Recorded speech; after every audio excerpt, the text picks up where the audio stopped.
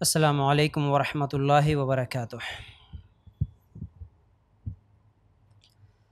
ان الحمد للہ نحمده ونستعینه ونستغفره ونؤمن به ونتوکل علیہ ونعوذ باللہ من شرور انفسنا ومن سیئات اعمالنا من يهده اللہ فلا مضل له ومن يضلل فلا هادی له واشهد ان لا الہ الا اللہ وحدہ لا شریک له واشهد ان محمدا عبدہ ورسولہ اما بعد فإن خیر الحدیث کتاب اللہ وخیر الہدی ہدی محمد صلی اللہ علیہ وسلم وشر الامور محدثاتها وکل محدثۃ بدعہ وکل بدعۃ ضلالہ وکل ضلالۃ فی النار۔ اللہم صلی علی محمد وعلی آل محمد کما صلیت علی ابراہیم وعلی آل ابراہیم انک حمید مجید۔ اللہم بارک علی محمد وعلی آل محمد کما بارکت علی ابراہیم وعلی آل ابراہیم انک حمید مجید۔ وقال اللہ تبارک و تعالی فی قرآن المجید یا ایہا الذین آمنوا اتقوا اللہ حق تقاتہ ولا تموتن الا وانتم مسلمون۔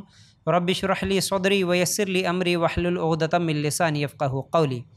ہر قسم کی تعریف، حمد و ثنا، کبریائی اور بڑائی اس اللہ رب العزت کے لیے ہیں جو تمام جہانوں کا پالنے والا رب ہے، اور اسی طرح اس کے آخری نبی محمد رسول اللہ صلی اللہ علیہ وسلم پر بے شمار درود و سلام۔ حمد و ثنا کے بعد آج ہم لوگ جس عنوان کے تحت قرآن و سنت کی روشنی میں کچھ باتیں سننے والے ہیں وہ ہیں رسول اللہ صلی اللہ علیہ وسلم کی دعا پانے والے لوگ۔ دیکھیے، اس دنیا میں بہت سارے لوگ آئے جن کی دعا اللہ تعالیٰ نے قبول کی، اور خاص طور سے انبیاء کی دعاؤں کو اللہ تعالیٰ نے قبول کیا، مگر سب سے زیادہ یہ اعزاز اگر کسی کو ملا تو وہ ہمارے نبی محمد رسول اللہ صلی اللہ علیہ وسلم کو ملا۔ آپ نے جن کے لیے بھی دعا کی، یعنی ہمارے نبی صلی اللہ علیہ وسلم نے اس دنیا میں جن کے لیے بھی دعا کی ہے تو دنیا میں ان کو بہت ساری برکتیں ملی، اور اللہ تعالیٰ ایک خاص دعا ہر نبی کے لیے ایک دعا رکھا تھا کہ وہ اس دنیا میں چاہے تو مانگ لے یا پھر آخرت کے لیے اس کو روک لے۔ تو اللہ کے رسول صلی اللہ علیہ وسلم کے لیے بھی اللہ تعالیٰ نے کہا تھا کہ اے محمد صلی اللہ علیہ وسلم، ایک ایسی دعا ہے جو آپ جو بھی مانگیں گے اسے میں قبول کروں گا۔ تو اللہ کے رسول صلی اللہ علیہ وسلم وہ ہمارے لیے اس دنیا میں نہیں مانگے بلکہ وہ آخرت کے لیے ذخیرہ کر کے رکھے، یعنی قیامت کا دن ہوگا تو ہمارے لیے اللہ کے رسول صلی اللہ علیہ وسلم یعنی اپنی امت کے لیے دعا کریں گے، اللہ تعالیٰ سے سفارش کریں گے، اور امت کے جتنے بھی گناہ ہیں ان کے گناہوں کو معاف کروانے کے لیے اللہ کے رسول صلی اللہ علیہ وسلم وہ دعا قیامت کے دن کریں گے۔ جیسا کہ اللہ کے رسول صلی اللہ علیہ وسلم نے فرمایا، صحیح بخاری میں یہ روایت موجود ہے، ہر نبی کے لیے ایک مقبول دعا ہے جو وہ دعا کرتا ہے، جو بھی وہ دعا کرتا ہے، بس میں نے اپنی دعا کو محفوظ رکھا ہے، قیامت کے دن اپنی امت کے حق میں سفارش کرنے کے لیے میں نے اسے محفوظ رکھا ہے۔ تو اسی لیے ہم قیامت کے تعلق سے جب بھی سنتے ہیں اور بار بار یہ واقعہ سنتے ہیں، تمام انبیاء بھی اس دن اللہ تعالیٰ سے بات کرنے کے لیے جس دن ڈریں گے، اللہ تعالیٰ سے کوئی نبی بات نہیں کر سکتے، ایسے حالات میں اللہ کے رسول صلی اللہ علیہ وسلم سجدے میں گریں گے، روئیں گے، اللہ تعالیٰ سے معافی مانگیں گے، اور اس کے بعد جب اللہ تعالیٰ اجازت دے گا تو پھر اپنی امت کے لیے سفارش کریں گے۔ یہی وہ دعا ہے جس کو اللہ کے رسول صلی اللہ علیہ وسلم ہمارے لیے محفوظ کر کے رکھے۔ اگر اللہ کے رسول صلی اللہ علیہ وسلم چاہتے تو اس دنیا میں ہی اس دعا کو مانگ لیتے، لیکن اللہ کے رسول صلی اللہ علیہ وسلم کی اپنی امت سے یہ محبت ہے، اس لیے قیامت کے دن کے لیے اللہ کے رسول صلی اللہ علیہ وسلم اس کو محفوظ کر کے رکھے۔ چلو اب وہ کون کون سی دعا ہیں دیکھیے۔ ایک تو ہم قرآن کی آیت پہلے دیکھیں گے، سورہ توبہ آیت نمبر 103 میں اللہ تعالیٰ کہتا ہے، خذ من اموالہم صدقۃ تطہرہم وتزکیہم بہا وصلی علیہم ان صلاتک سکن لہم واللہ سمیع علیم۔ آپ ان کے مالوں میں سے صدقہ لیجئے جس کے ذریعے سے آپ ان کو پاک و صاف کر دیں اور ان کے لیے دعا کیجئے۔ یعنی یہ تو اللہ تعالیٰ کا بھی حکم ہے اللہ کے رسول صلی اللہ علیہ وسلم کے لیے کہ آپ ان صحابہ کے لیے دعا کرتے رہیے۔ تو اب ہم آگے دیکھیں گے صحابہ کے لیے اللہ کے رسول صلی اللہ علیہ وسلم کیسی کیسی دعائیں کرے، وہ انشاءاللہ میں اب سناؤں گا، لیکن اس آیت میں اللہ تعالیٰ نے خود حکم دیا کہ اے محمد صلی اللہ علیہ وسلم آپ ان کے لیے دعا کیجیے۔ چلیے وہ دعائیں کون کون سی تھی، کن کن کے حق میں اللہ کے رسول صلی اللہ علیہ وسلم دعا کرے تھے، آج دعاؤں کے بارے میں سنیں گے۔ انشاءاللہ آنے والے ہفتے میں اگر وقت رہا تو اللہ کے رسول صلی اللہ علیہ وسلم کن کے لیے لیے بد دعا کرے، وہ بھی انشاءاللہ میں آپ لوگوں کے سامنے رکھنے کی کوشش کروں گا۔ تو سب سے پہلے ابو بکر صدیق رضی اللہ تعالیٰ عنہ کے لیے دعا کیسے؟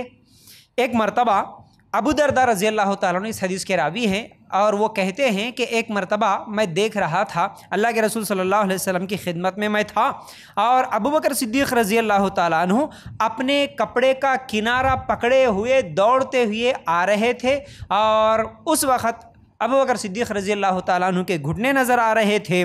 اور یہ منظر دیکھ کر اللہ کے رسول صلی اللہ علیہ وسلم نے ابو درداء سے کہا، کیا کہا کہ دیکھو آپ کے دوست آ رہے ہیں کسی سے ناراض ہو کر، یعنی اللہ کے رسول صلی اللہ علیہ وسلم پہچان گئے، جو ابو بکر صدیق رضی اللہ تعالیٰ عنہ کے آنے کا اور چلنے کا انداز تھا اس کو دیکھ کے پہچان گئے، اور بولے کہ دیکھو آپ کے دوست آ رہے کسی سے ناراض ہو کر۔ پھر ابو بکر صدیق رضی اللہ تعالیٰ عنہ آئے اور آ کر اللہ کے رسول صلی اللہ علیہ وسلم سے کہا، اے اللہ کے رسول صلی اللہ علیہ وسلم، میری عمر رضی اللہ تعالیٰ عنہ کے ساتھ کسی بات پر تکرار ہو گئی اور بات بڑھی، تو میں کچھ سخت الفاظ عمر رضی اللہ تعالیٰ عنہ کے تعلق سے میں نے کہہ دیا۔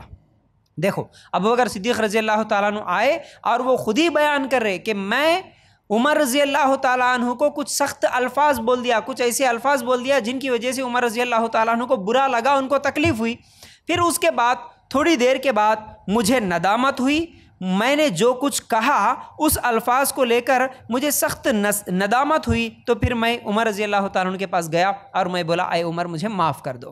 میں نے معافی بھی مانگی، لیکن عمر رضی اللہ تعالیٰ عنہ اتنے زیادہ غصے میں تھے، یعنی میرے الفاظ کی وجہ سے وہ ناراض ہو گئے، اس لیے وہ مجھے معاف کرنے کے لیے تیار نہیں ہیں، وہ مجھے نہیں معاف کر رہے، تو اس لیے اب میں آپ کے پاس دوڑتے ہوئے آیا، یہ بات آپ عمر رضی اللہ تعالیٰ عنہ سے بول دے، اور عمر رضی اللہ تعالیٰ عنہ کو کسی نہ کسی طرح کیا ہے میرے الفاظ کی وجہ سے جو ان کو تکلیف ہوئی ہے وہ مجھے معاف کر دے۔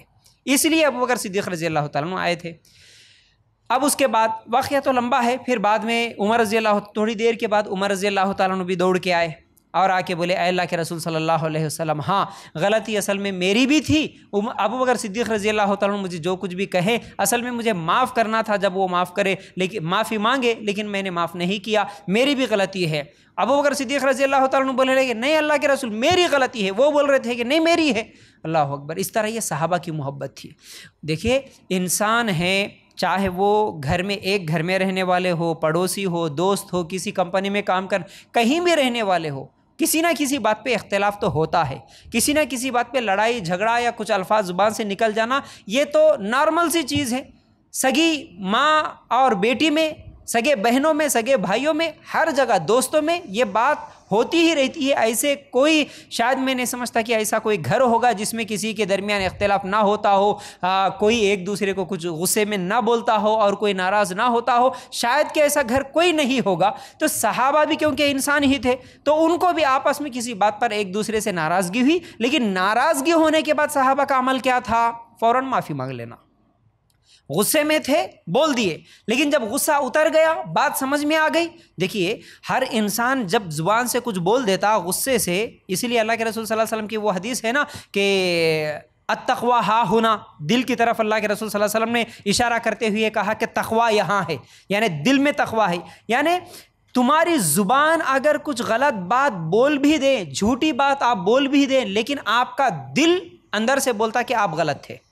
زبان بھلے لوگوں کے سامنے بول دے کہ نہیں میں سچ بول رہا ہوں، میں غلط نہیں کیا، میں ایسا ہوں ویسا ہوں، آپ ہزار جھوٹی باتیں زبان سے بولو، لیکن دل تو اندر سے بولے گا نہیں نہیں تم جھوٹے ہو، تم غلط کرے، غلطی تمہاری تھی، یہ تو دل بولتا ہے۔ تو یاد رکھو، اسی لیے صحابہ کو جب یہ محسوس ہوتا کہ غلطی ہماری ہے، ہماری طرف سے غلطی ہے، تو پھر صحابہ فوراً معافی مانگ لیتے۔ ابو بکر صدیق رضی اللہ تعالیٰ عنہ جیسے عظیم صحابی بھی، نہیں میں بڑا ہوں، میں نبی کا دوست ہوں، میں بچپن سے محمد صلی اللہ علیہ وسلم کا دوست ہوں، میں سب سے پہلے اسلام قبول کیا سو ہوں، میں کیوں ان کو معافی مانگوں؟ حالانکہ عمر تو پہلے اسلام سے دشمنی کرنے والے تھے، 6 سال بعد یہ اسلام قبول کرے تھے۔ ایسی کئی چیزیں آ سکتی نا بھائی، ہمارے دلوں میں آتی ہے نا کہ ہم بڑے ہیں، ہم گھر میں پہلے آئے، خاص طور سے اگر گھروں کے معاملات لے لے، ساس کے، جٹھانی کے، نندوں کے جو بھی جھگڑے ہوتے ہیں، ہم پہلے آئے، ہم بڑے ہیں، ہم عمر میں اتنے بڑے ہیں، ہم ایک دو باتیں بول دیے تو کیا ہو جا رہا، ہماری کیا غلطی ہے، ان کو سننے نہیں آتا کیا، سمجھنے نہیں آتا کیا؟ نہیں، یہاں بڑے چھوٹے کی مسئلہ، یہاں بڑے چھوٹے کی بات نہیں ہے۔ ابو بکر صدیق رضی اللہ تعالیٰ عنہ کہنے لگے اے اللہ کے رسول میری غلطی ہے، حالانکہ ہمیں معافی مانگ بھی لیا، لیکن عمر رضی اللہ تعالیٰ عنہ نہیں معاف کرے، مجھے اس چیز کی ندامت ہے، مجھے اچھا نہیں لگا، اس لیے میں آپ کے پاس آیا۔ تو یاد رکھو کسی بھی غلطی پر، یہ ہمارے صحابہ کے اخلاق تھے، یہ صحابہ کے اخلاق تھے، یہی ہمارے لیے آئیڈیل ہے، نمونہ ہے۔ اس لیے ہمارے سے بھی جب کبھی کوئی غلطی ہو جائے، جس کے ساتھ ہم نے بدتمیزی کی ہے، جس کے ساتھ بھی جو بھی الفاظ بولے ہیں، فوراً ہمیں بھی معافی مانگ لینی چاہیے، ان کو راضی کروا لینا چاہیے، یہی بہتر ہے۔ تو اس وقت اللہ کے رسول صلی اللہ علیہ وسلم نے ابو بکر صدیق رضی اللہ تعالیٰ عنہ کے لیے دعا کی تھی۔ وہ کیا تھی؟ آپ نے کہا اے ابو بکر اللہ تجھے معاف کرے۔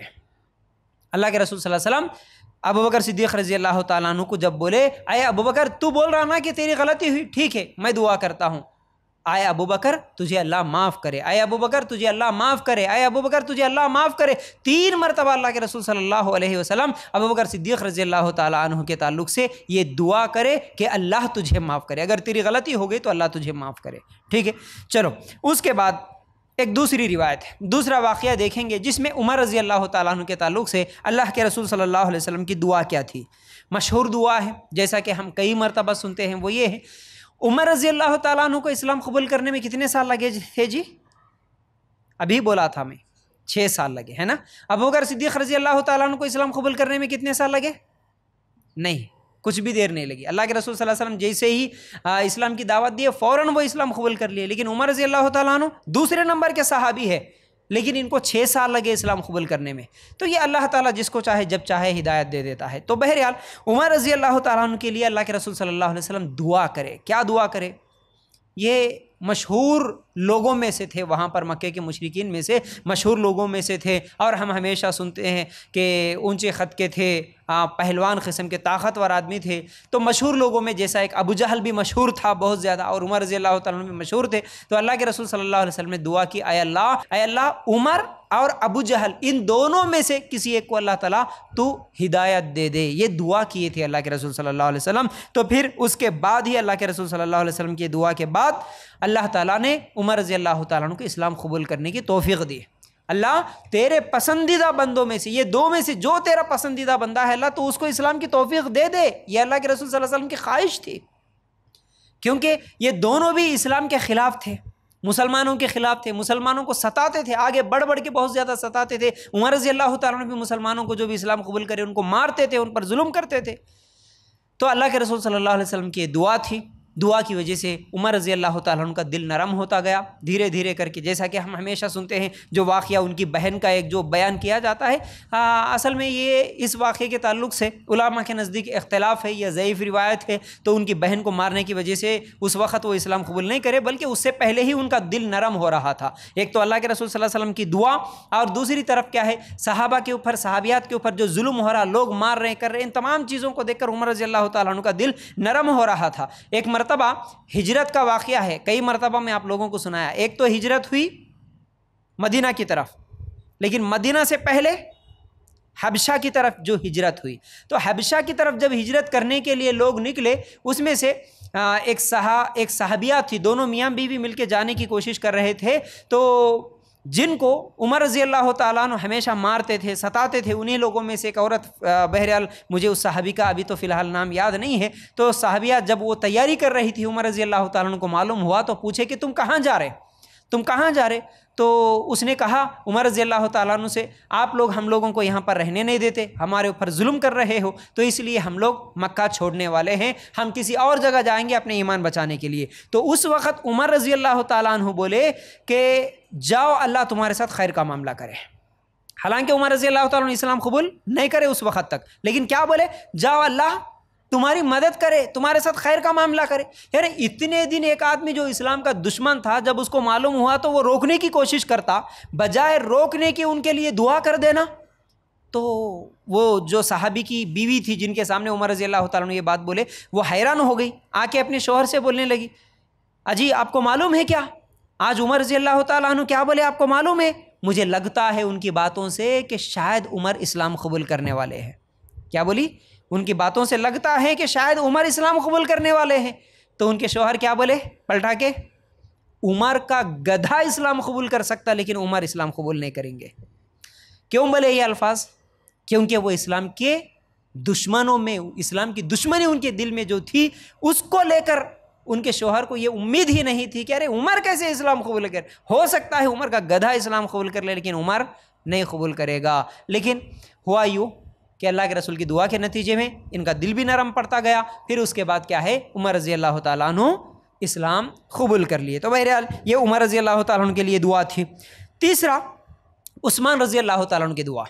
اللہ کے رسول صلی اللہ علیہ وسلم نے کہا، اے اللہ تو عثمان کے تمام گناہ معاف فرما، اگلے پچھلے اور جو چھپ کے کیے ہیں اور جو اعلانیہ کیے ہیں۔ عثمان رضی اللہ تعالیٰ عنہ کے گناہوں کے معافی کے لیے اللہ کے رسول صلی اللہ علیہ وسلم کی دعا تھی کہ اے اللہ عثمان کے اگلے پچھلے تمام گناہوں کو معاف کر دے، اور جو چھپ کے کیے ہیں وہ بھی، جو اعلانیہ کیے ہیں وہ بھی، ان تمام گناہوں کو اے اللہ تو معاف کر دے۔ یہ اللہ کے رسول صلی اللہ علیہ وسلم کی دعا تھی۔ کیوں؟ دیکھیے کیوں، اس کی وجہ اصل اللہ بہتر جانتا، لیکن یہ جو بہترین دعا عثمان رضی اللہ تعالیٰ عنہ کے لیے کیے، اس کے پیچھے عثمان رضی اللہ تعالیٰ عنہ کے ان کے اپنے اخلاق بھی تو تھے، کیونکہ اس پوری کائنات میں ایک ایسے آدمی ہیں، صرف ایک آدمی ایسے ہیں جو ایک نبی کی 2 بیٹیوں سے نکاح کرنے کا اعزاز کسی کو حاصل ہوا تو وہ صرف اور صرف عثمان رضی اللہ تعالیٰ۔ ان کے اخلاق اتنے اچھے تھے کہ عثمان رضی اللہ تعالیٰ عنہ کو جب اپنی بیٹی کو دے دیے اللہ کے رسول صلی اللہ علیہ وسلم، جب اس بیٹی کا انتقال ہوا تو عثمان رضی اللہ تعالیٰ عنہ اپنی دوسری بیٹی کو بھی دے دیے۔ پھر دوسری بیٹی کا بھی جب انتقال ہوا تو بولے اے عثمان ایک اور بھی بیٹی ہوتی تو اس کا بھی نکاح تجھ سے میں کر دیتا۔ یعنی داماد سے اتنے زیادہ خوش تھے، ان کے اخلاق سے اللہ کے رسول صلی اللہ علیہ وسلم اتنے زیادہ خوش تھے کہ ایک اور بھی بیٹی ہوتی تو میں تجھے تیری نکاح میں دے دیتا۔ تو بہرحال عثمان رضی اللہ تعالیٰ عنہ بہت زیادہ اللہ کے راستے میں خرچ بھی کرنے والے تھے، بہت زیادہ اسلام کی مدد کرے، بہت زیادہ مسلمانوں کی بھی مدد کرے، ان کے پاس جو بھی مال تھا اللہ کی راہ میں لگا دیے۔ تو بہرحال ان کے لیے دعا اللہ کے رسول صلی اللہ علیہ وسلم کی تھی۔ اس کے بعد علی رضی اللہ تعالیٰ عنہ کے لیے ایک دعا، کیا بولے اللہ کے رسول صلی اللہ علیہ وسلم، اے اللہ جو علی سے دوستی کرے تو اس سے دوستی رکھ، جو ان سے دشمنی کرے تو ان سے دشمنی رکھ، جو ان سے محبت کرے تو ان سے محبت کر، جو ان سے بغض رکھے تو ان سے بغض رکھ، جو ان کی مدد کرے تو ان کی مدد کر، جو مدد چھوڑ دے اللہ تو بھی ان کی مدد چھوڑ دے۔ ترمذی کی یہ حدیث ہے۔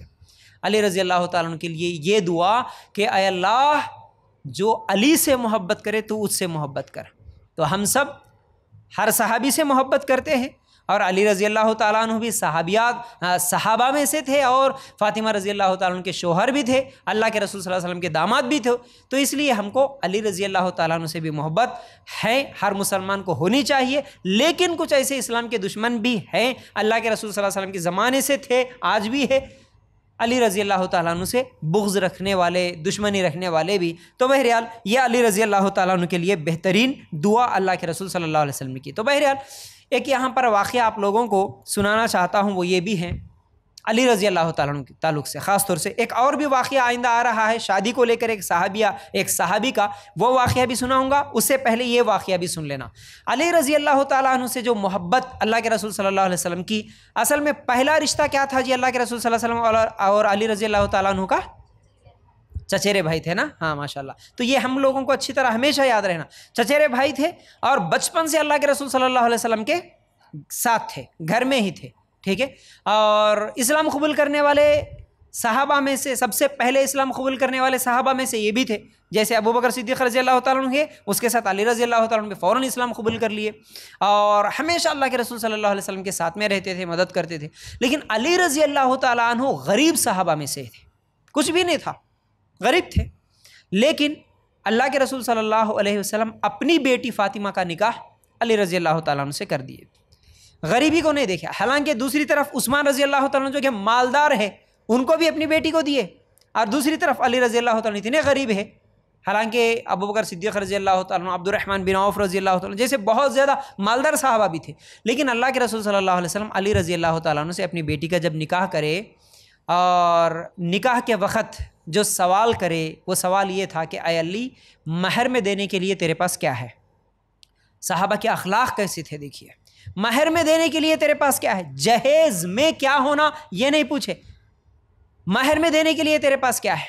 تو علی رضی اللہ تعالیٰ عنہ بولے اللہ کے رسول آپ کو تو سب کچھ معلوم ہے، آپ کے پاس ہی رہتا ہوں، میرے پاس ہے ہی کیا؟ اللہ کے رسول صلی اللہ علیہ وسلم بولے کہ جو زرہ ہے، زرہ کیا ہے؟ وہ ایک جاکٹ جو جنگ کے موقعوں پر صحابہ پہنا کرتے تھے دشمنوں کے تلوار کے وار سے بچنے کے لیے، جو لوہے کی جاکٹ ہوتی تھی. تو اللہ کے رسول یاد دلا کے بولے اے علی تیرے پاس وہ ہے نا، جا وہ لے کے جا، اور لے کے جا کے اس کو بازار میں بیچ دے، اور اس سے جو بھی رقم آئے گی وہ لے کے آ کے مہر میں دے دے. میں نکاح کر دوں گا، میری بیٹی سے نکاح کروں گا، لیکن مہر کیا دیتا وہ پہلے بتا. اللہ اکبر. آج لوگوں کو جب ہم جہیز کے بارے میں بولتے، جہیز نہیں لینا بول کے جب بھی بیان ہوتا یا کسی کو سمجھاتے کبھی بیٹھے بیٹھے، آج ہمارے بڈھیوں کو یہ معلوم فاطمہ رضی اللہ تعالیٰ عنہ کے جہیز کے بارے میں ہے نا، باقی کچھ بھی نہیں معلوم ہوگا، لیکن یہ تو معلوم نہیں اللہ کے رسول دیے نا فاطمہ کو جہیز، وہ کیسا جہیز تھا یہ نہیں معلوم، لیکن فاطمہ کو جہیز دیے نا بس اتنا معلوم، سنی سنائی باتیں. وہ جہیز کیسا تھا یہ میں آپ لوگوں کے سامنے رکھ رہا ہوں. کیا بولے داماد کو؟ جاؤ زرہ بیچو، جو بھی پیسے آئے وہ لے کے آ کے دے دو. گئے اللہ کے رسول صلی اللہ علیہ وسلم کی بات سن کر بازار میں، جاتے جاتے راستے میں عثمان رضی اللہ تعالیٰ عنہ ملے. دیکھو ان کے بھی کیسے بہترین اخلاق کہ دیکھے اے علی کہاں جا رہے؟ بازار جا رہا ہوں. کس لیے؟ نہیں ایسے نکاح کرنے کا ارادہ ہوا، میرے پاس کچھ بھی نہیں ہے مہر میں دینے کے لیے، یہ جو جاکٹ ہے یہ جو زرہ ہے یہ بیچنے کے لیے جا رہا ہوں. اچھا ٹھیک ہے. تو عثمان رضی اللہ تعالیٰ عنہ کیونکہ وہ بھی مالدار تھے اس لیے بولے ٹھیک ہے وہ جاکٹ مجھے دے دو، مجھے ہی بیچ دو اور یہ رقم لے لو. پیسے دے دیے. پیسے جیسے ہی لے کے علی رضی اللہ تعالیٰ عنہ واپس پلٹے، بولے کہ اے علی ادھر آؤ، یہ جو زرہ ہے یہ جو جاکٹ ہے یہ میری طرف سے تمہاری شادی کا تحفہ ہے، سمجھو جاؤ لے لو. یہ بھی ہے نا. ہمارے صحابہ کے ان کی سوچ کیسی تھی، ان کی زندگیاں کیسی تھی، ان کے اخلاق، ان کے عادات، ایک ایک چیز پہ آپ غور کرو دل بھر جاتا ان کے اخلاق. اللہ اکبر. یہ اصل میں کائنات میں ایسے لوگ صحابہ سے پہلے شاید کہ کوئی پیدا ہوئے ہوں گے، نہ قیامت تک ایسے اخلاق والے کوئی پیدا ہوتے ہوں گے. ہماری طرح دکھاوے کی گفٹاں دینے والے نہیں تھے وہ، ناچنے والے گڑی گڑا، کانچ کی چیزاں، یہ تمام چیزیں. کام کی چیز، فائدے والی چیز کیا ہے؟ چلو یہی لے لو، یہ تمہارے کو پھر جنگوں میں کام آئے گا. اور احسان جتلانے کی بھی نوبت نہ، یعنی ایسا بھی نہ لگے کہ میں احسان جتلا رہا ہوں. اس لیے کیا بولے، اگر دیکھو دینا ہوتا تو کیا بولتے، اے علی بیچتے گئے کو چلو میں دے دیتا ہوں، تمہارے پاس مہر میں پیسے نہیں ہے نا، یہ لو یہ تھوڑے سے پیسے میں ادھار میں دے دیتا ہوں، جاؤ لے لو جا کے یہ پیسے دے دو. ایسا بولتے تھے. اس سے شاید دل میں تکلیف ہوتی کہ میرے اوپر احسان کرے جیسا فیل ہوتا. وہ بھی نہیں بولے، مجھے بیچو، پہلے خرید لیے پھر بعد میں گفٹ کے طور پر دے دیے، فائدے والی چیز دیے. تو وہ لے کے گئے اللہ کے رسول صلی اللہ علیہ وسلم کے پاس، جو بھی رقم تھی پورا سسر کے ہاتھ میں رکھ دیے. چلو یہ مہر بھی ہے اور یہ جو بھی ہے آپ کے ہاتھوں میں رکھ دیا. تو ان پیسوں سے اللہ کے رسول صلی اللہ علیہ وسلم گھر کے سامان کا انتظام کرے، جو کہ آج ہمارے بڈھیوں کو فاطمہ کے جہیز کے نام سے معلوم ہے. کس کے پیسے تھے وہ؟ علی رضی اللہ تعالیٰ عنہ کے پیسے تھے. جو بھی چیز چکھی تھی یا پھر کٹورا تھا، بستر، جو بھی جس چیز کا بھی انتظام ہوتا تھا انہی پیسوں سے اللہ کے رسول صلی اللہ علیہ وسلم اس کا انتظام کر دیا. اگر فاطمہ کے جہیز کی طرح ہی آج بھی اگر کوئی جہیز باپ دینا چاہتا ہے تو بولنا کیا ہے کہ جو بھی داماد نکاح کرنے والا ہے اس سے پہلے بولنا داماد آپ کا ATM کارڈ دے دو، اس کا پن بتا دو، پھر چلو مارکیٹ میں آپ کو جو چاہے ہم وہ دلائیں گے. یہ ہوگا جہیز کا صحیح طریقہ. سمجھ رہے؟ تو بہرحال یہ علی رضی اللہ تعالیٰ عنہ تھے جن کے تعلق سے اللہ کے رسول صلی اللہ علیہ وسلم کی اتنی بہترین دعا تھی. اس کے بعد حسن حسین کون ہے جی؟ یہ اللہ کے رسول صلی اللہ علیہ وسلم کے نواز ہے، کیونکہ بیٹے نہیں تھے اللہ کے رسول صلی اللہ علیہ وسلم کو، بیٹوں کا انتقال ہو گیا تھا. تو حسن حسین سے اللہ کے رسول صلی اللہ علیہ وسلم بہت زیادہ محبت کرتے تھے. ان کے لیے بھی کیا دعا کرے، اے اللہ میں ان دونوں سے محبت رکھتا ہوں، تو بھی ان سے محبت رکھ، اور ہر اس شخص سے محبت رکھ جو ان دونوں کو محبوب رکھے. ترمذی میں یہ حدیث موجود ہے. اے اللہ میں تو حسن حسین سے محبت رکھتا ہوں اور تو بھی ان سے محبت رکھ، محبت کر، اور ہر اس شخص سے بھی تو محبت کر اللہ جو حسن حسین سے محبت کرتے ہیں. محبت دیکھیے، محبت کرنا الگ چیز ہے، محبت میں غلو کرنا الگ چیز ہے. اس چیز کو یاد رکھو. علی رضی اللہ تعالیٰ عنہ سے بھی محبت کرنے کا اللہ کے رسول صلی اللہ علیہ وسلم نے دعا کی، حسن حسین کے لیے بھی دعا کی. یہ حدیثوں کو دلیل بنا کے کئی لوگ غلو کرتے ہیں. غلو کا مطلب ان کی تعریف اور زیادہ بڑھا دینا. جیسا کہ علی رضی اللہ تعالیٰ عنہ کو علی نہیں بولتے، علی مولا، علی زندہ ہے، علی کے اندر خدا کی صفتیں ہیں، فلاں ہیں فلاں ہیں، بہت ساری چیزیں. بہرحال علی مدد کرنے کے لیے آتے ہیں، یا علی مدد، یہ تمام چیزیں. پھر اسی طرح حسن حسین کے تعلق سے بھی بہت ساری ایسی غلط عقیدے لوگوں کے پاس پائے جاتے ہیں. تو ہم کو محبت کرنا ہے، محبت جتنی کرنا ہے، جس سے جتنی کرنا ہے اتنی ہی کرنا جتنی اللہ کے رسول صلی اللہ علیہ وسلم نے ہم کو بتا دی ہے، حد سے زیادہ نہیں بڑھنا آگے، ٹھیک ہے؟ اس چیز کو بھی ذہن میں رکھنا چاہیے۔ پھر اس کے بعد انس رضی اللہ تعالیٰ عنہ سے محبت۔ یہ انس رضی اللہ تعالیٰ عنہ کون ہے، کس کے بیٹے ہیں بتا سکتے ہیں آپ؟ ام سلیم، ماشاءاللہ، ام سلیم رضی اللہ تعالیٰ عنہا کے بیٹے۔ حالانکہ یہ ام سلیم کون ہے؟ ام سلیم اس سے پہلے کسی اور کے نکاح میں تھی، جن کا شوہر اسلام قبول نہیں کیا، ان کو بھی دعوت دی تو وہ چلے گیا ناراض ہو کے، اور کسی دور سفر پہ چلے گیا تو بہرحال وہ وہیں پر ان کا انتقال ہو گیا۔ تو جب دوبارہ نکاح کا پیغام آیا تو وہ کس کا پیغام آیا تھا؟ ابو طلحہ کا۔ حالانکہ اس وقت ابو طلحہ بھی اسلام قبول نہیں کرے تھے، لیکن ام سلیم کیونکہ ایمان میں اتنی زیادہ پختہ تھی، مضبوط تھی، بچے کو، یہ انس رضی اللہ تعالیٰ کو بچے تھے نا چھوٹے، ابھی بولنا سیکھ رہے تھے تو بچپن سے سکھاتی تھی، بیٹے بولو لا الہ الا اللہ، لا الہ الا اللہ۔ ان کا جو پہلا شوہر تھا یہی الفاظ دیکھ کے اس کو تکلیف ہوئی، وہ چلے گیا، تو بگڑ گئے اور میرے بیٹے کو بھی بگاڑ دے رہی ہے، سوچ کے غصے سے وہ نکل گیا تھا۔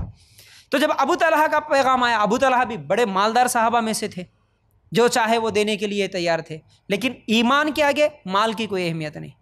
تو بولی اے ابو طلحہ، تم تو ابھی مشرک کے مشرک ہو، تم تو شرک کرنے والے، تم تو بتوں کی پجاری ہو، ہم ایک اللہ کی عبادت کرنے والے، ہمارا تمہارا نکاح نہیں ہو سکتا۔ تو بولے کہ تمہارے نکاح کے لیے کیا چاہیے؟ مال، دھن دولت کچھ بھی نہیں چاہیے، ہمیں چاہیے بس آپ اگر اسلام قبول کر لیں گے تو ہم راضی ہیں، ہم نکاح کر لیں گے، نہیں تو نہیں۔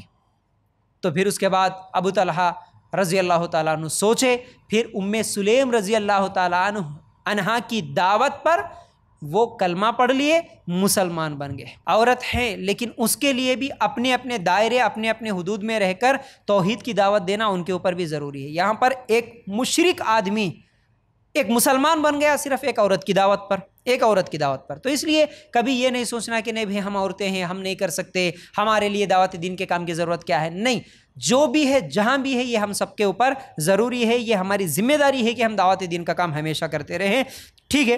تو بہرحال یہ انس رضی اللہ تعالیٰ عنہ تھے جو اللہ کے رسول صلی اللہ علیہ وسلم کی ہمیشہ خدمت کرتے تھے۔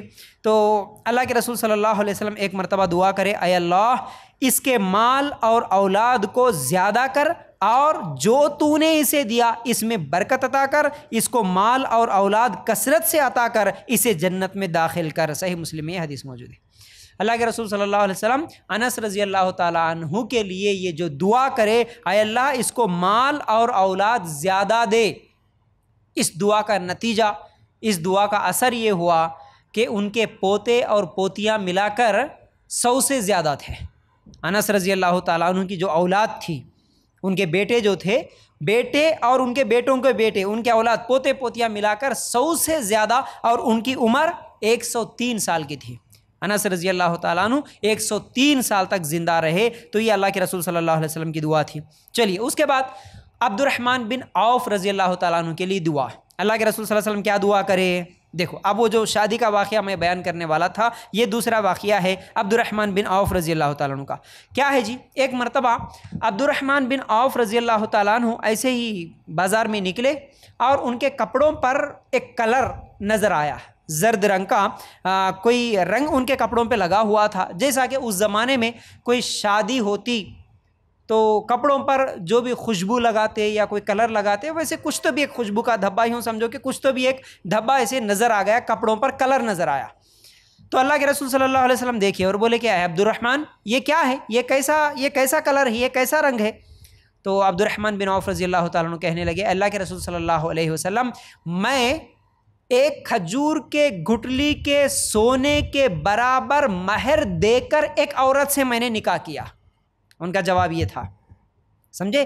صحابہ کے زندگیوں میں آپ ڈھونڈنے پر بھی جہیز کا دور دور تک آپ کو کوئی واقعہ نہیں ملتا، کوئی سوچ بھی نہیں تھی، جہیز کا کوئی تصور ہی نہیں ملتا آپ کو۔ کیا بولے؟ اے عبد الرحمن بن عوف، اے عبد الرحمن تمہارے کپڑوں پر یہ کلر کیا تھا؟ تو جواب میں کیا ملا؟ اے اللہ کے رسول میں ایک 5 لاکھ روپے لے لیا جہیز میں، اچھے مست پیسے والے لوگاں ملے تھے، زمین جائیداد والے لوگاں ملے تھے، جاب کرنے والے یہ وہ تھے، میرے کو سب کچھ اچھا تھا، تو اس لیے ان کے پاس سے ایک 5 لاکھ لے لیا، 5,000 مہر دے دیا، میں نکاح کر لیا۔ یہ نہیں بولے، کیا بولے؟ کھجور کے گٹلی کے برابر سونا میں مہر میں دیا اور ایک عورت سے میں نے نکاح کر لیا۔ تو اب دیکھو عبد الرحمن بن عوف رضی اللہ تعالیٰ عنہ کے نکاح سے بھی ہم لوگوں کو ایک بہت بڑا پیغام ملتا، وہ یہ ملتا، اب مجھے بتاؤ مدینہ اس زمانے میں، اب یہ واقعہ کہاں ہو رہا؟ یہ شادی کہاں ہو رہی؟ مدینہ میں ہو رہی نا، یہ مدینہ کا واقعہ ہے۔ مدینہ اس زمانے میں، مدینہ جو شہر تھا وہ کتنا تھا معلوم ہے آپ کو؟ ایک چھوٹے گاؤں کے اتنا، ہمارے نظام آباد کو اتنا بھی نہیں تھا، چھوٹا ایک گاؤں جو دیہات، ایک 200-300 گھر جو رہتے نا، بہرحال شاید اتنے بھی نہیں ہوں گے، اتنا ایک چھوٹا گاؤں، ہمارا ایک علاقہ خالی ہمارا یہ مالا پلی یا 8 نگر کے اتنا حصہ تھا پورا مدینہ، ٹھیک ہے۔ اب وہاں پر ایک صحابی کی شادی ہو رہی، اور صحابہ کو اس زمانے میں سب سے زیادہ محبت کس سے تھی؟ بولو زور سے۔ اللہ کے رسول صلی اللہ علیہ وسلم سے۔ اللہ کے رسول سے بڑھ کر تو کسی سے محبت نہیں تھی نا، نہ اپنے رشتہ داروں سے، نہ مال سے، نہ زمین جائیداد سے، بلکہ خود سے بھی محبت اتنی نہیں تھی جتنا اللہ کے رسول صلی اللہ علیہ وسلم سے تھی۔ تو ایک صحابی نکاح کر رہے ہیں، نکاح کا پیغام بھی بھیج دیے، بات چیت بھی ہو گئی، نکاح بھی ہو گیا اتنے چھوٹے شہر میں، اور سب سے زیادہ محبت کرنے والے، سب سے زیادہ قریبی، جو کہ ہمیشہ ہر نماز میں ملتے ہیں، ہمیشہ ہر دن ملاقات ہوتی ہے، اس نبی کو بھی شادی کا پتہ نہیں چلا ہے نا۔ سوچو آج ہم ہمارے شادیوں کو کتنا مشکل بنا لیے، اس کے مقابلے میں اسلامی طریقہ جو شادی کا تھا وہ کتنا آسان تھا۔ ایک اتنے چھوٹے شہر میں رہنے والے اور سب سے زیادہ محبت کرنے والے اللہ کے رسول کو بھی شادی کا پتہ نہیں چلا۔ اس سے کیا معلوم ہوا کہ شادی جو کی جاتی ہے، شادی کے لیے تمام رشتہ داروں کو بلا کے دعوت دینا، اور خاص طور سے یہ باراتیوں کا جو سسٹم، شادی کا سسٹم، یہ اسلام میں نہیں ہے، یہ اسلامی طریقہ نہیں ہے۔ ہم جو بولتے نا کہ نہیں ہمارے قریبی رشتہ دار ہے جی، ہمارے اپنے ہیں جی، اب وہ ہمارے اپنے بول کے رشتے وہ نکال کے لسٹ دیکھیں گے نا، انہوں پھپھو ہے، انہوں خالہ ہے، انہوں ماموں ہے، انہوں تایا ہے، انہوں چاچا ہے، انہوں بھابھی ہے، بھابھی کے بھائیاں ہیں، پھوپھی کی بہن ہے، خالہ کا یہ ہے وہ ہے، پھر پورے ملا کے 200-300 آدمی اپنے بن جاتے ہے نا، اپنے 200-300 آدمیاں، پھر اپنے 200-300 آدمیوں کو دعوت دیں گے بولے تو ان لوگ دولہے والے، ارے تم تو دعوت کر رہے لیکن ہمارے کچھ کھانا نہیں دیتے کیا؟ اس کے لیے پھر کیا کرو، ان کے ایک 400-500 آدمیاں جما لو، اس طرح کر کے 1000 آدمیوں کی دعوت، پھر وہ 1000 آدمیوں کو، اپنے گھر اتنے چھوٹے، ہمارے علاقے اتنے چھوٹے کہ ہم 100 آدمیوں کی دعوت بھی ہمارے گھر میں نہیں دے سکتے، تو اس کے لیے فنکشن ہال بک کرو، اس کے لیے پھر 50,000 1 لاکھ روپے اس کے لیے رینٹ پے کرو، پھر اس کے ساتھ ساتھ اتنے آدمی، اور یہ دعوتوں کے بارے میں تو میں کیا بولوں، اللہ رحم کرے، میں ویسے تو دعوتوں کو جاتا نہیں، لیکن کبھی کبھار اگر کبھی معلوم ہوتا ہے کہ کوئی سنت طریقے پہ نکاح کر رہا بغیر جہیز کے، شادی کی دعوت میں تو جاتا نہیں، صرف ولیمہ کی دعوت میں جاتا ہوں، وہ بھی بغیر جہیز کے کوئی نکاح کر رہا، اب اس کے ولیمہ کی دعوت میں جا کر بھی بیٹھتا ہوں تو ایک اندر سے گھٹن محسوس ہوتی ہے، ایک تکلیف ہوتی، اس لحاظ سے اصل میں یہ تکلیف مجھے اس لیے ہوتی کہ یہاں کے جو دعوتوں کا سسٹم بنتے جا رہا ہے، دیکھا دیکھی میں ایک دوسرے کو دیکھتے ہوئے کہ انہوں کتنے قسم کے پکوان بنائے ہیں، ان کے مقابلے میں ہم اور کتنے پکوان اس میں ایڈ کریں گے، صرف کمپٹیشن، صرف دکھاوے کے لیے، ہماری ناک کٹ جائے گی، ہماری ناک اونچی رہے، لوگ کیا سمجھیں گے، لوگ کیا کہیں گے، بھلے ہمارے پاس کچھ بھی نہیں ہے، قرضے بھی لاؤ کوئی پرواہ نہیں، جائیداد بیچ دو کوئی پرواہ نہیں، لیکن کریں گے دعوت، بڑی کریں گے، اچھی کریں گے، خوب کھلائیں گے لوگوں کو۔ یہ اسلامی طریقہ تو نہیں ہوا، اللہ کے رسول کا طریقہ تو نہیں ہوا، اللہ کے رسول کے صحابہ کا طریقہ تو نہیں ہوا، لیکن ماشاءاللہ میں ابھی دیکھ رہا ہوں کچھ لوگ جن کو اللہ تعالیٰ نے ہدایت دیا ہے، ماشاءاللہ ہدایت دے رہا ہے، کچھ نوجوان بات سمجھ رہے ہیں ماشاءاللہ۔ کچھ ہی دن پہلے ایک نکاح میں نے خود پڑھا کے آیا ہے، اور ابھی ایک شاید اگلا مہینے میں ایک اور نکاح پڑھانا بھی مجھے باقی ہے، نوجوان میرے ابھی ٹچ میں ہے ماشاءاللہ، وہ سوال کر رہے ہیں بغیر کسی جہیز کے، بغیر کسی دعوت کے، دعوت بھی نہیں، صرف دعوت بھی نہیں، شادی کی بھی دعوت نہیں، ان کے اپنے رشتہ داروں کی بھی کوئی دعوت نہیں۔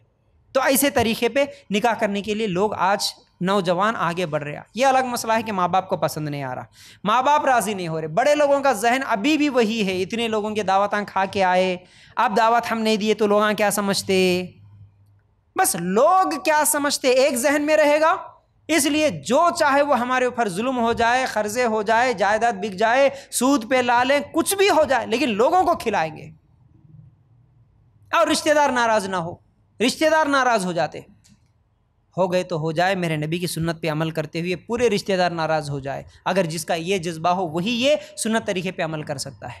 تو یاد رکھو عبد الرحمن بن عوف رضی اللہ تعالیٰ عنہ نکاح کر رہے ہیں، اللہ کے رسول صلی اللہ علیہ وسلم کو بھی دعوت میں نہیں بلائے۔ اچھا ہم لوگ بھی کیا کرتے ہیں، ہم بھی کچھ کم نہیں ہیں، یعنی اگر کسی کا کوئی کبھی نکاح ہو بھی گیا، معلوم بھی ہو گیا، کبھی بہت دور کے رشتہ دار تھے، کبھی ملے تھے، ویسے لوگ اگر کبھی کسی فنکشن ہال میں ہم کو مل گئے، ملاقات ہو گئی، بات چیت ہو رہی، کیا جی ہاں بچی کا نکاح ہو گیا نا، بچے کی شادی کر دی نا، اگر ایسے باتوں باتوں میں بول دے تو اچھا تمہارے بیٹے کا نکاح ہو گیا، بچی کی شادی کر دیے، ہم کو پرائے سمجھے، ہم کو نکاح کی دعوت نہیں دیے، ہم کو بولے بغیر ہی الگ الگ آپ نکاح کر لیے، اب ہمارے کو بھول گئے، ہمارے کو کہیں کو بلاتے لو نہیں، یہ ایک ڈائلاگ ہے سینٹیمنٹ کے ساتھ ایسا ان کو تانے دینے کے لیے، ہمارے کو کہیں کو بلاتے لو، تمہارے اپنے لوگوں کو خاص لوگوں کو تم بلا لے کے دعوتاں کر لیتے۔ اب یہ ان کے تانوں کی وجہ سے مجبوراً ان کو دعوت دینا پڑتا، تو ایسا ہمارا ذہن بھی نہیں ہونا۔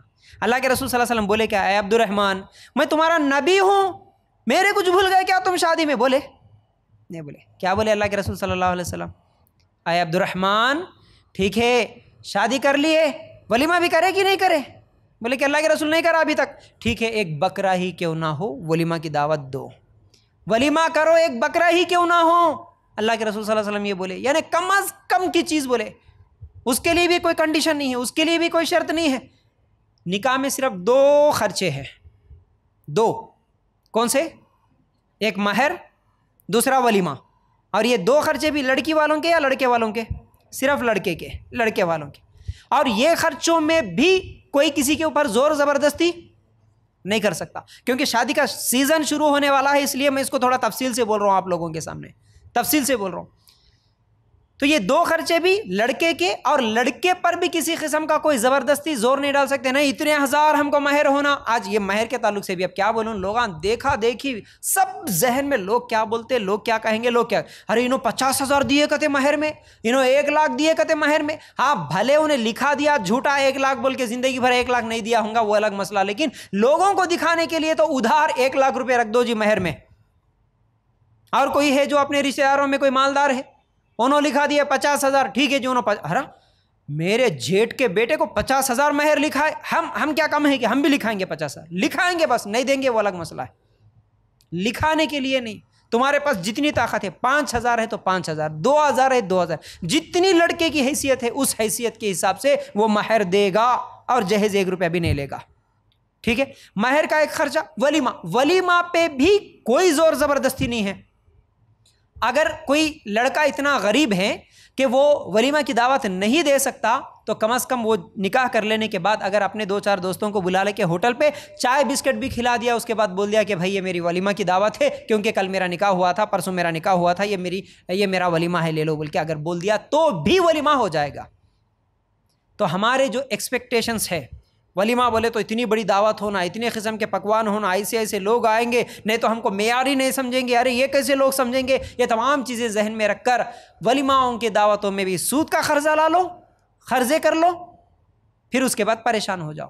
اور اتنے پریشان ہوتے یہ لوگ جو فضول خرچیاں کرتے اپنے شادیوں میں اور اپنے ولیماؤں میں، کیونکہ سود پہ قرضہ لا لے کے نکاح کر لیتے، اس کے بعد ان کے اپنے بچے پیدا ہوئے یا ان کی اپنی بیوی بیمار ہوئی تو لوگوں کے سامنے بھیک مانگتے ہوئے پھرتے، بھائی میرا ہاسپٹل میں میری بیوی ایڈمٹ ہو گئی، میرے پاس خرچے کے لیے پیسے نہیں ہیں، 10-10 ہزار کے لیے بھیک مانگتے جی، جب شرم نہیں آتی، جب روتے، لوگوں کو دوستوں کو فون کر کے، آج کل تو یہ واٹس ایپ ہو گیا تو بہرحال ویڈیو بنا دو، بھائی میرا ایکسیڈنٹ ہو گیا، پیر ٹوٹ گیا، میں غریب ہوں، میں فقیر ہوں، میں ہاسپٹل میں ایڈمٹ ہوں، 2 مہینے چھوا میرا نکاح ہو کے، 1 سال ہی چھوا نکاح ہو کے میرے چھوٹے چھوٹے بچے ہیں، اب میرے لیے کیا ہے، پیر ٹوٹ گیا، ہاتھ ٹوٹ گیا، یا میرے کو کوئی بیماری لگ گئی، اب چندہ کرو۔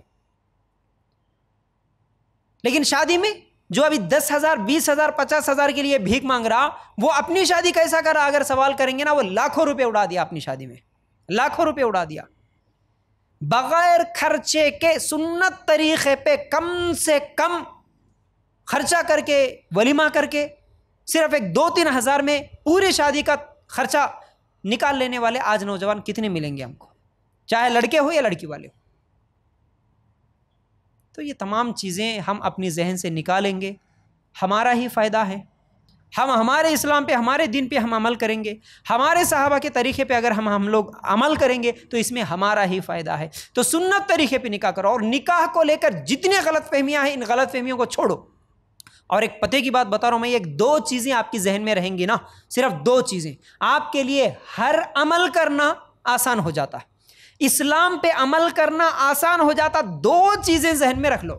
پہلی چیز، لوگ کیا کہیں گے مجھے اس کی پرواہ نہیں۔ کیا بولا میں؟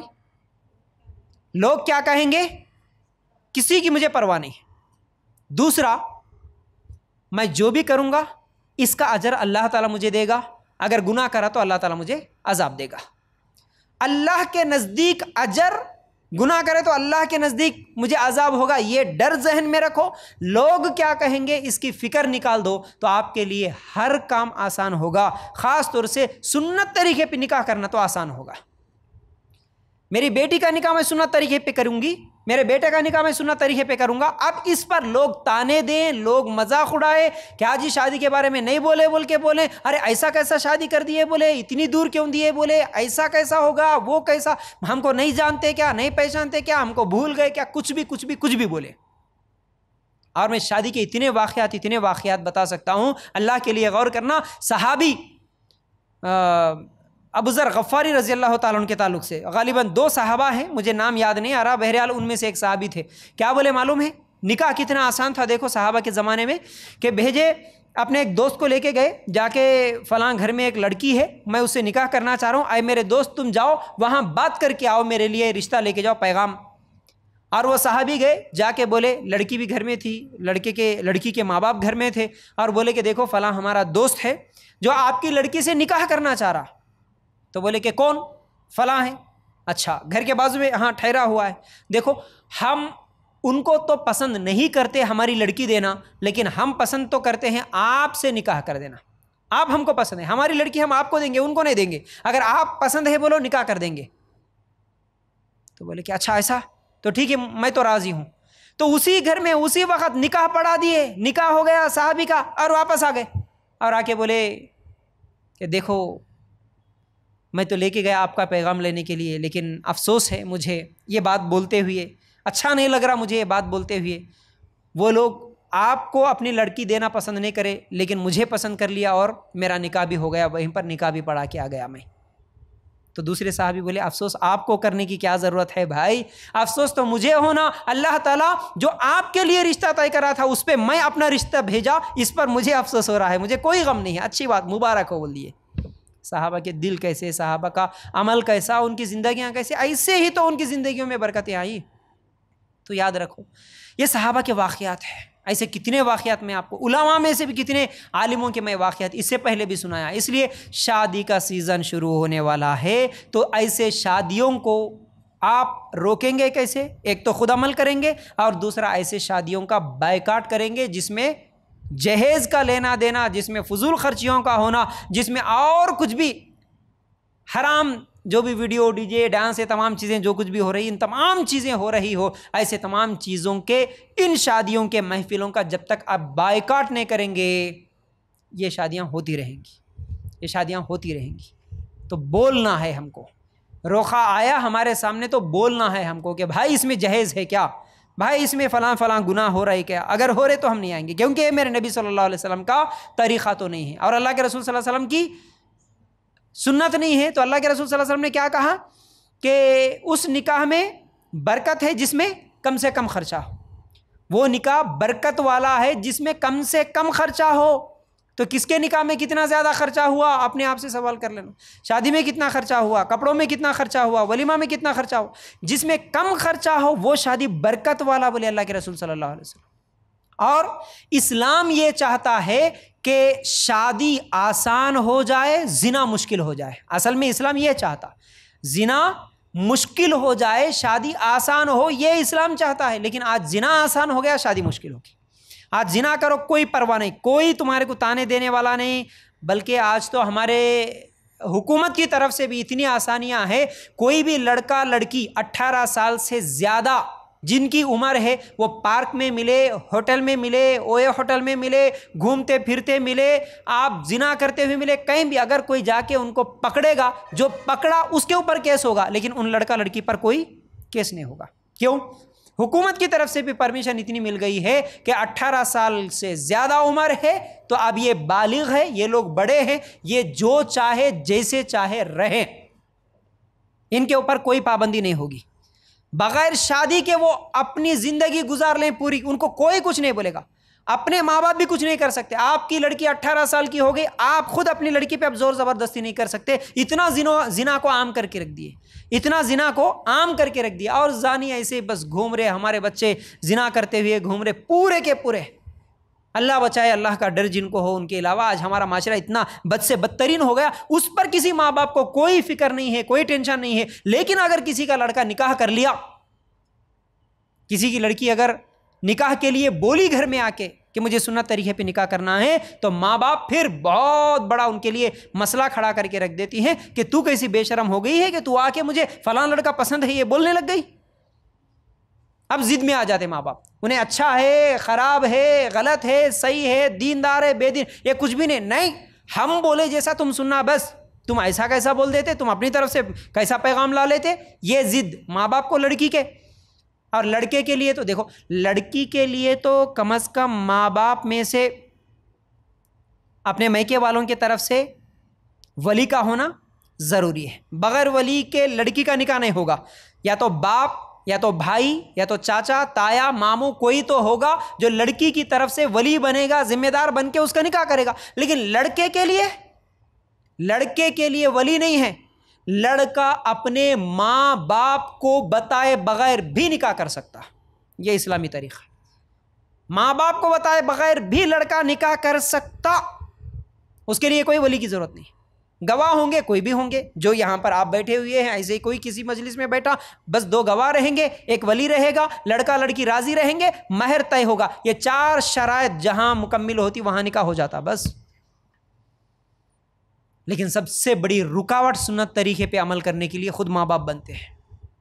بیٹا اگر بول بھی دیا، ہمارے پاس روتے جی، کتنے لوگ روتے، کتنے لوگ میسج کرتے، لڑکے لڑکیاں اپنی شرم و حیا کے حدود پار کر کے بھی روتے ہوئے ہم جیسے لوگوں سے میسج کرتے ہوئے بولتے کہ کیا کریں مولانا صاحب، کیا کریں شیخ، ہمارے ماں باپ ہماری بات نہیں مان رہے، ہماری نکاح کی عمر ہو چکی ہے، ہمارا نکاح کرنے کے لیے تیار نہیں، ہم بول رہے منہ کھول کے کہ ہمارا نکاح کر دو، پھر بھی نکاح نہیں کر رہے، ہم کیا کریں، ہم زنا کریں کیا، ہم کدھر بھاگے؟ ماں باپ ہے کہ اپنی ضد میں، نہیں تو جاب کرنا، تو اتنے کمانا، تو یہ کرنا، تو وہ کرنا، اب یہ تمام چیزیں تو ان سے نہیں ہوگی۔ آسان طریقہ ہے، شادی کے لیے تم اتنے کنڈیشنز رکھے، اتنے لاکھ ہونا، اتنا سونا ہونا، اتنے رشتہ دار ہونا، اتنی دعوت ہونا، اتنے پیسے ہونا، یہ تمام کنڈیشنز ہے، تو اتنے پورے میں کب پورا کروں، کب نکاح کروں؟ اس سے بہتر ہے کہ بغیر کسی کنڈیشن کے زنا آسانی کے ساتھ ہو جاتا، جاؤ زنا کر لو۔ اسلام کیا چاہ رہا تھا، ہم کیا کر کے رکھ دیے؟ تو اس لیے شادی کو آسان کرنا ہے، شادی کو آسان کرنا ہے، ٹھیک ہے۔ تو بہرحال یہ عبد الرحمن بن عوف رضی اللہ تعالیٰ عنہ کے نکاح کے تعلق سے بول رہا تھا، میں اللہ کے رسول صلی اللہ علیہ وسلم نے کیا کہا، اے عبد الرحمن نکاح کر لیے تو ولیمہ بھی کرو، اس کے بعد اللہ کے رسول صلی اللہ علیہ وسلم ان کے لیے دعا بھی کرے۔ یہ حدیث ترمذی میں موجود ہے، ٹھیک ہے۔ اس کے بعد اللہ کے رسول صلی اللہ علیہ وسلم ان کے لیے برکت کی دعا کرے، تو عبد الرحمن بن عوف رضی اللہ تعالیٰ عنہ کہتے ہیں کہ میں پتھر بھی اٹھاتا تو سونا نکلتا، یعنی اللہ تعالیٰ مجھے اتنی برکت دیا، اس کے بعد یعنی میں جو بھی کام کرتا مجھے برکت ہی برکت ہوتی، اور اللہ کی راہ میں خرچ کرتے پر عبد الرحمن بن عوف رضی اللہ تعالیٰ عنہ کا جب انتقال ہوا، ان کی 4 بیویاں تھیں، 4 بیویوں کو جو اسلامی طریقے سے 8واں حصہ جو ملتا ہے وہ ایک ایک بیوی کو 80 ہزار دینار ملے، ان کے بیویوں کو جو حصہ بانٹ رہے تھے تو اس وقت سونے کے بڑے بڑے اینٹوں کو کاٹنا پڑا، اتنا مال تھا ان کے پاس۔ اللہ کے رسول صلی اللہ علیہ وسلم کی یہ دعا تھی، اور نکاح کرنے سے برکت ہوتی ہے۔ اللہ تعالیٰ قرآن کی آیت بھی ہے، بہرحال سورہ نساء میں ہے، نکاح کرو لونڈی ہی کیوں نہ ہو، غلام ہی کیوں نہ ہو، برکت اللہ دیتا، نکاح کی وجہ سے برکت۔ ہم بولتے کہ نہیں ہم پہلے برکت لائیں گے بعد میں نکاح کریں گے، یعنی پہلے پیسے کمائیں گے بعد میں نکاح کریں گے، نہیں تم نکاح کرو اللہ برکت دے، تم بول رہا تو اس لیے اللہ کے رسول صلی اللہ علیہ وسلم یہاں پر دعا کرے تو عبد الرحمن بن عوف رضی اللہ تعالیٰ عنہ 4 بیویوں کو 80 ہزار دینار اس زمانے میں ملے، اور بڑے بڑے سونے کے اینٹ تھے جن کو کاٹنا پڑا، اور 100 اونٹ، 100 گھوڑے، 3000 بکریاں تھے جب ان کا انتقال ہوا تھا۔ تو بہرحال یہ صحابہ تھے، یہ صحابہ کا شادیاں کرنے کا بھی طریقہ تھا۔ بہرحال اس کے بعد سعد بن ابی وقاص رضی اللہ تعالیٰ عنہ کے تعلق سے ایک واقعہ آتا ہے، جب وہ بیمار ہوئے تو اللہ کے رسول صلی اللہ علیہ وسلم ان کے پاس آئے اور آ کر کہنے لگے اے اللہ اس کو تو شفا دے، اور اس کے بعد اللہ کے رسول صلی اللہ علیہ وسلم اب سعد بن ابی وقاص رضی اللہ تعالیٰ عنہ کے پیشانی پر ہاتھ پھیرے اور سینے پر اور پیٹ پر ہاتھ پھیرے۔ یہ صحیح مسلم میں روایت موجود ہے۔ تو جب کبھی بھی ہم کسی بیمار کو بیمار پرسی کے لیے جائیں تو ان کے لیے بھی دعائیں کریں، اللہ تمہیں شفا دے، اللہ تمہیں تمہاری بیماری کو جلد سے جلد ختم کرے، اس طرح کی دعائیں دے، ان کے لیے تسلی والے کچھ الفاظ بول کر آئیں۔ اللہ کے رسول صلی اللہ علیہ وسلم کا بھی یہی طریقہ تھا۔ اس کے بعد عبداللہ ابن عباس رضی اللہ تعالیٰ عنہ کے تعلق سے آتا ہے کہ اللہ کے رسول صلی اللہ علیہ وسلم نے دعا کیا کہ مجھے اپنے، یعنی عبداللہ ابن عباس رضی اللہ تعالیٰ عنہ کہتے ہیں کہ نبی کریم صلی اللہ علیہ وسلم نے مجھے اپنے سینے سے لگایا اور دعا کی اے اللہ اسے حکمت کا علم عطا کر۔ صحیح بخاری میں یہ روایت موجود ہے۔ پھر اسی طرح ایک اور حدیث ہے اللہ اسے دین میں فہم، قرآن میں سمجھ عطا فرما، صحیح مسلم کی روایت ہے۔ اسی لیے عبداللہ ابن عباس کو مفسر قرآن کی جو سمجھ عبداللہ ابن عباس کو تھی، ایسی سمجھ شاید کہ کسی اور صحابی کو تھی۔ تو بہترین قرآن کو سمجھنے والے، سمجھانے والے، تفسیر کرنے والے عبداللہ ابن عباس رضی اللہ تعالیٰ عنہ، کیونکہ اللہ کے رسول صلی اللہ علیہ وسلم کی ان کے لیے دعا تھی۔ اب اس کے بعد ایک اور صحابی ہے جن کا نام ابو ہریرہ، حدیثوں کو زیادہ بیان کرنے والے، روایت کرنے والے صحابہ میں سے ابو ہریرہ بھی ہے۔ ابو ہریرہ رضی اللہ تعالیٰ عنہ، دیکھیے ان کا واقعہ کچھ ایسا ہے، یہ تو اسلام قبول کر لیے، ابو ہریرہ رضی اللہ تعالیٰ عنہ تو اسلام قبول کر لیے، لیکن ان کی ماں اسلام قبول نہیں کی تھی۔ ان کی ماں اسلام قبول نہیں کی تھی۔ ہمیشہ وہ کوشش کرتے تھے، ماں کو دعوت دیتے تھے، ماں کو سمجھاتے تھے اسلام کی طرف۔ ایک دن پھر ایسے ہی دعوت دیے، اسلام کی اچھائیاں کیا ہے، خوبیاں کیا ہے، سمجھانے لگے۔ ان کی ماں اتنے دن سن کے خاموش رہتی تھی، ایک دن اللہ کے رسول صلی اللہ علیہ وسلم کے تعلق سے کچھ برا بول دی۔ اللہ کے رسول صلی اللہ علیہ وسلم کو کچھ برا بول دی، کچھ برے الفاظ سے۔ ابو ہریرہ رضی اللہ تعالیٰ عنہ کو بہت غصہ آیا، تکلیف ہوئی۔ غصہ کیا، تکلیف ہوئی، غم ہوا، میرے نبی کو میری ماں گالی دی، ایسی ایسی باتیں بولی۔ روتے ہوئے آیا اللہ کے رسول صلی اللہ علیہ وسلم کے پاس، اللہ کے رسول میری ماں ابھی تک اسلام قبول نہیں کری، آج تو میں دعوت دیا تو کچھ سخت الفاظ بول دیا آپ کے تعلق سے، مجھے برداشت نہیں ہو رہا۔ اللہ کے رسول صلی اللہ علیہ وسلم آپ اللہ تعالیٰ سے دعا کریں کہ میری ماں کو اللہ تعالیٰ ہدایت دے دے۔ تو اس وقت اللہ کے رسول صلی اللہ علیہ وسلم دعا کرتے ہیں اے اللہ ابو ہریرہ کی ماں کو تو ہدایت دے دے۔ اللہ کے رسول صلی اللہ علیہ وسلم دعا کرے۔ اس کے بعد ابو ہریرہ رضی اللہ تعالیٰ عنہ گھر کو گئے۔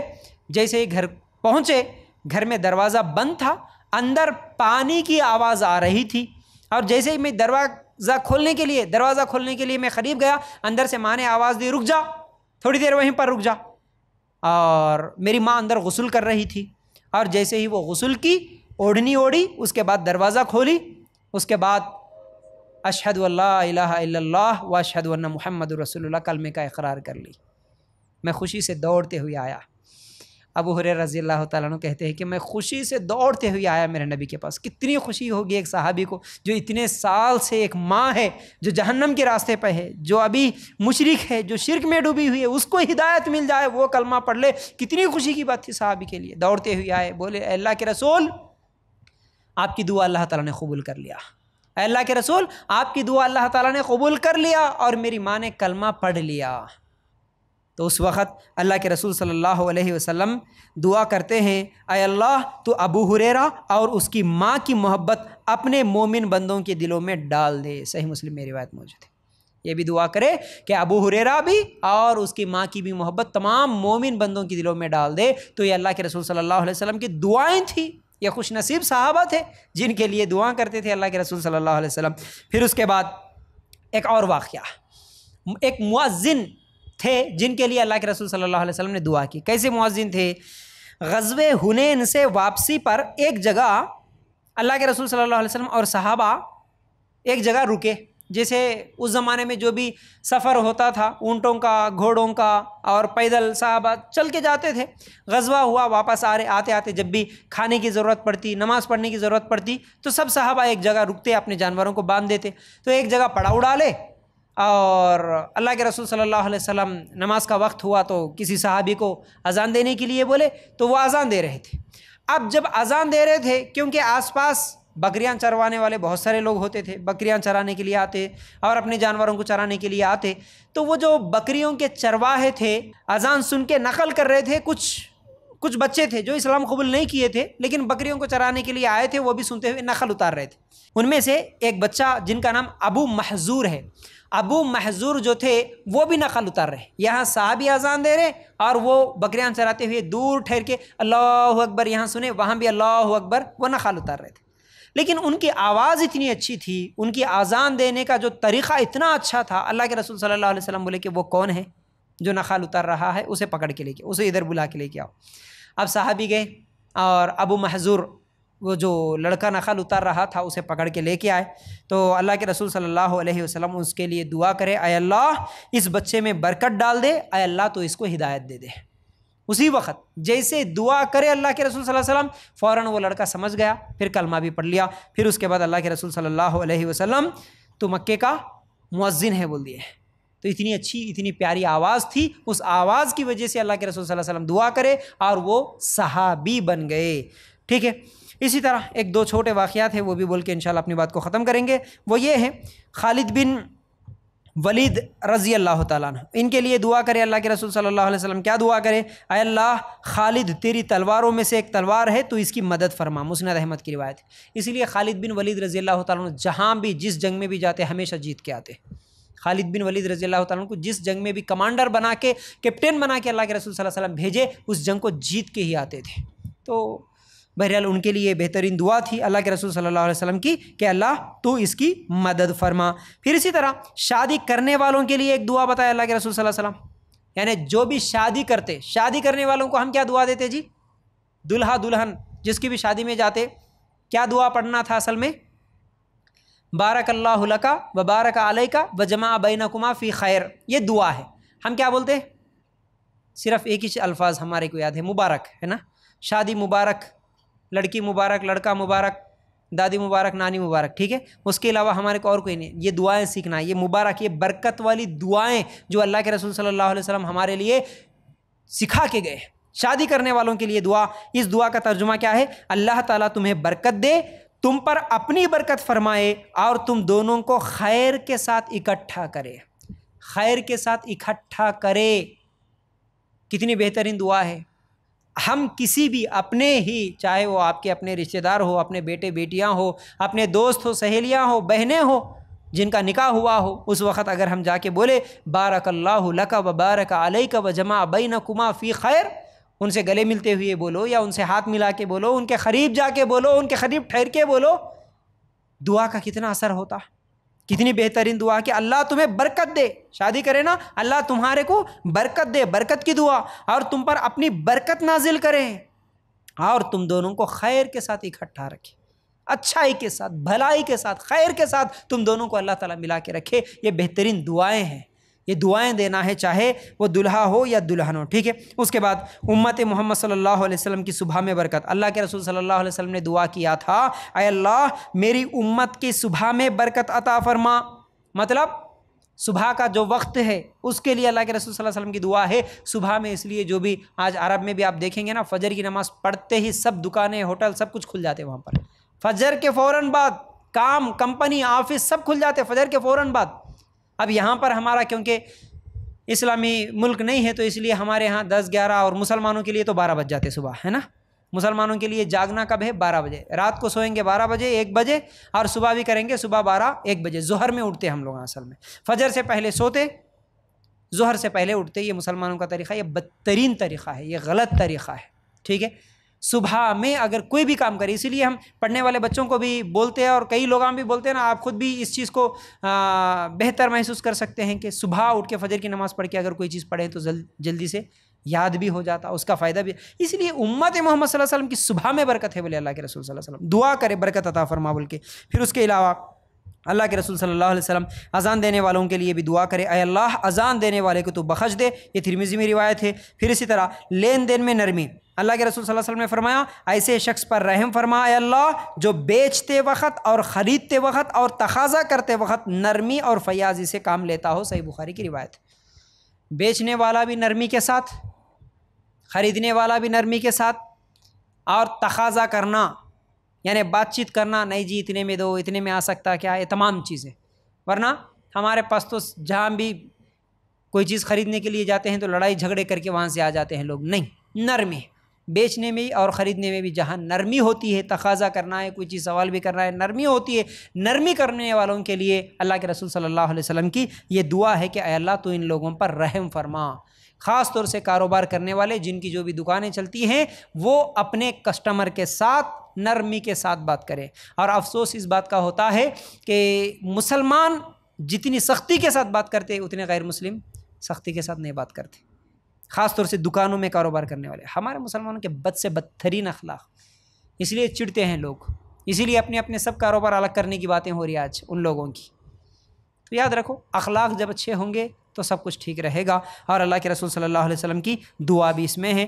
تو یہ چند چیزیں تھیں جو آج کے درس میں نے آپ لوگوں کے سامنے رکھا۔